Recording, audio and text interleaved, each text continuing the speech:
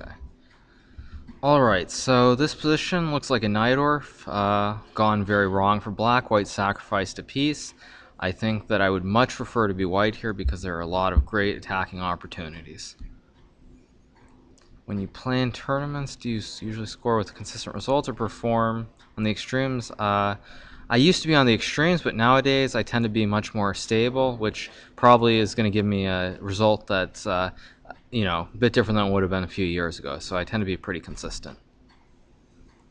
Okay, so this looks like the Sveshnikov Sicilian.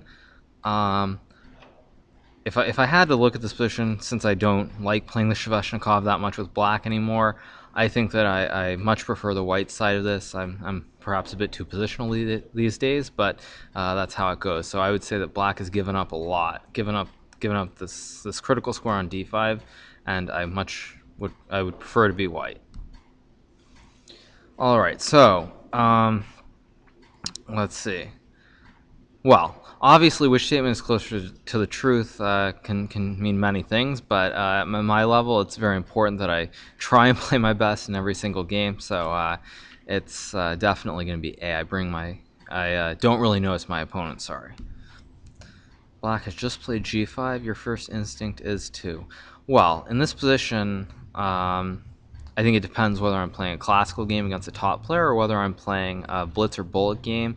If I was playing blitz or bullet, I think there's probably about a 95% chance that I would sack on g5. In a classical game, I would go bishop g3, so I'm going to have to base this on what I would do in a serious classical game of chess, which would be to retreat the bishop to g3, which I know means that I'm not going to be a barbarian. Okay, do you play Gambits? I used to play a lot of Gambits. Nowadays, I tend to play perhaps a bit too classically, so the answer is going to be no, I don't play Gambits these days because they don't work against the top players. Alright. How would you think about whether or not to take on g5? Alright. Here, I think I would evaluate it based on two things. I think that it depends largely whether after you sacrifice on g5, you can play the pawn from e3 to e4 and swing the rook over or not.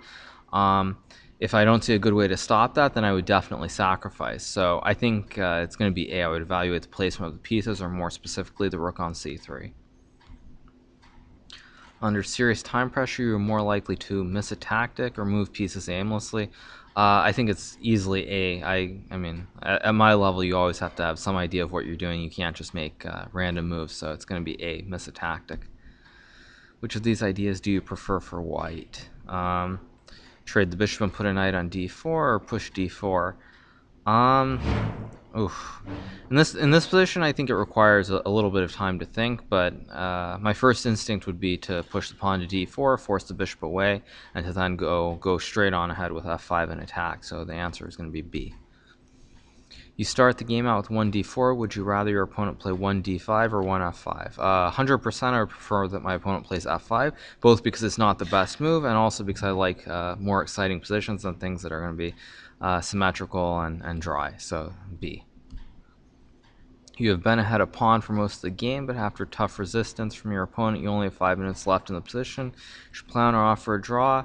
Well, you have an extra pawn. There's no risk of losing, so offering a draw would just be really quite stupid, frankly. I mean, at the very least, you can get down to 5 seconds and offer a draw, but not playing on this position is, the wrong decision by a mile. So you have to keep pushing and trying to win. Which statement comes closest to your feelings? Let's see. So it's always a joy to be paired with someone you've crushed, or the odds of winning are slightly higher against opponents one has beaten. I think that the answer is obviously for me going to be A. I always enjoy playing against people who I've dominated in the past, and there are a few people at the top who I have quite good results against, and anytime I get to play them with white, I'm always very happy, so the answer is A. With plenty of time on the clock, what would you do in this position? Trade on e6 and then put the rook to 7th, or invest some serious time? Well, I would probably use 1 second and take the bishop on e6, simply because in this position it's too simplified, so no other moves really make much sense. And whether it was in classical or in blitz or bullet, I would just take right away, so the answer is A. What do you think of the famous saying, chess is 99% tactics? I don't agree at all. I think it's much lower. I think up to about 2400 level, which is international master, it's probably about 95%. But beyond that, uh, it goes down to maybe 50%, I would say. So the answer is B. I disagree. How do you feel about this wild gambit line for black? Um, well, it's pretty obvious that this is ridiculously unsound. You're completely losing. You'd have to be out of your mind to play this way. So, yeah, the answer is A. No way. I mean, it's stupid to play like this. After losing a game, have you ever broken something or yelled out loud? I'd like to say the answer is A. Of course, that is absolutely not true. I think I've done both. It doesn't say whether this refers to classical chess or online, but if we're talking about online, I have definitely used some inappropriate language, and I have also slammed my mouse and thrown it against the wall a few times. So the answer is B. Yes, I have unfortunately done both. White to playing castle. Okay, in this position, it looks pretty normal. Again, I think this depends whether it's going to be a classical game of chess or a blitz game. In blitz or bullet, I think it's about 85-90% that I would castle long. In a classical game of chess, most likely I would castle short here, because in a classical game, I probably would notice that black is going to have some knight h5 ideas, and the attack isn't going to be quite as strong. But so it depends what I'm playing, but I'm going to base this on classical chess, so the answer would be A, kingside. Which is closer to the truth? I get excited or nervous, or I don't worry about prizes, money, titles, or honors. At this point in my career, the answer is definitely going to be B, because I've played in so many tournaments, I've had so much experience that it's not particularly relevant to me whether I make a lot of money, win a tournament, or getting a title. It's more important to play good chess. So the answer is B, but I would say for probably the first 3 to 4 years of my chess career, the answer would have been A, but for now it's B. How would you come up with a plan in this position as white? I think I've actually seen this position before. I'm pretty sure this is theory. In this position, I probably would not think very much. I would just take right away on d5, because e5 looks positionally wrong, and e takes f5 also should be beneficial to black. So I would just take on d5 right away, which means I would definitely go for B. I would calculate some lines and just make a move.